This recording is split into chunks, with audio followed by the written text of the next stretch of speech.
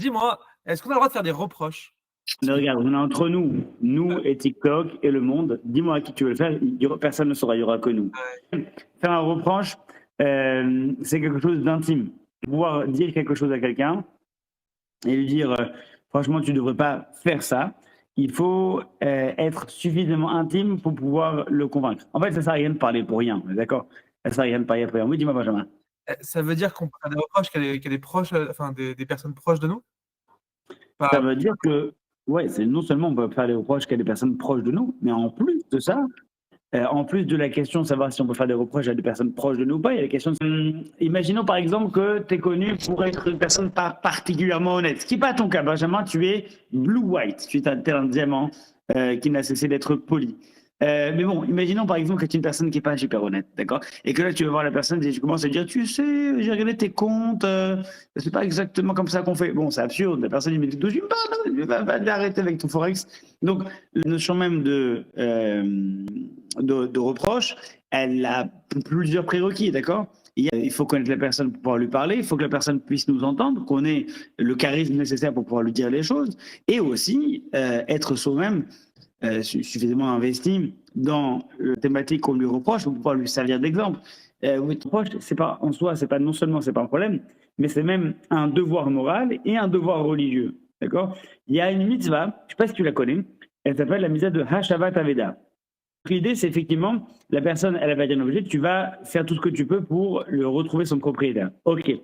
Nos sages nous disent qu'en fait, cette mitzvah, il y a plusieurs lectures. Soit effectivement, il s'agit de rendre un objet à son propriétaire, mais une personne, ça peut être un objet perdu. On va ramener la personne vers le projet qui était le sien au début.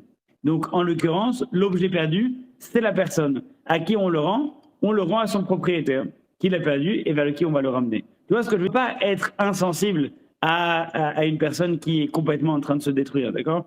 Et maintenant, comment faire? C'est là où ta question est probante. Comment faire? Soi-même, il faut être capable de dire les choses, connaître, c'est-à-dire être capable de pouvoir savoir ce qui est à réparer et pas juste reprocher n'importe quoi, être assez proche de la personne pour être entendu, être suffisamment exemplaire pour pouvoir lui donner une issue. Tu vois, tout ça, il y a pas mal de prérequis. Mais quand on a ces prérequis et qu'on est capable de dire des choses et qu'on ne le fait pas, souci de non-assistance à personne en danger. Tochacha, quand elle est bien faite, c'est quand tu connais la personne et que la personne sent qu'il n'y a dans ton approche que de l'amour. C'est-à-dire, en gros, tu n'as aucun intérêt. Oh, tu sais qu'il y a le bruit avec elle si cette personne le prend mal. C'est pas mon projet. D'un autre côté, je suis obligé de te dire les choses. Tu sais qu'on est proche, je suis obligé de te dire les choses. Viens, je te dis les choses. Et ensuite, tu fais ce que tu veux avec. Je suis pas, il n'y a aucun jugement de ma part. C'est juste ce que tu fais en train de te faire du mal. Donc, regarde le décalage, regarde ce que tu pourrais faire, regarde où est-ce que tu en es, et regarde le mal que tu es en train de te faire. C'est l'ensemble de ça, là. Donc, il faut être conscient qu'on peut le faire pour pouvoir le faire. vraiment, c'est terrible, les personnes qui font des reproches sans être formées, sans avoir conscience même de la nécessité de dire les choses comme il faut. C'est des personnes qui peuvent te détruire une personne en voulant les aider, ils sont en train de la noyer complètement. Combien de personnes ont été complètement dégoûtées de certaines choses parce qu'on leur a pas dit les choses comme il fallait. Tu vois, la personne, elle est là, elle vient à la synagogue à Kippour, et le premier contact qu'elle a avec la première personne qui voit qu'elle arrive à la synagogue, et vous êtes en retard. Sorry. Ok, bah du coup, je m'en vais. Tu vois, il y a des personnes qui sont exceptionnellement douées pour ça. Et en gros, dans la manière dont ils vont le faire, le grand Massitrouille, par exemple, c'est une personne qui était célèbre pour ça. C'est une personne qui savait parler aux gens qui étaient loin, mais avec une telle clarté, une telle douceur et en même temps une telle intelligence que la personne qui était en face, elle se prenait plusieurs vagues dans la tête, mais au fur et à mesure. Et après, elle pouvait digérer ça un peu plus tard. Ah oui, c'est ça qu'il voulait me dire. Et ça marche, tu vois.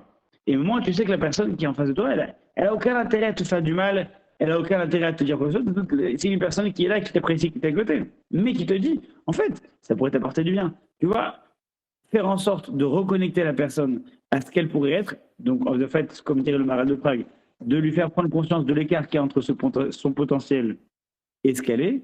Ça, c'est le principe essentiel de la Tochacha.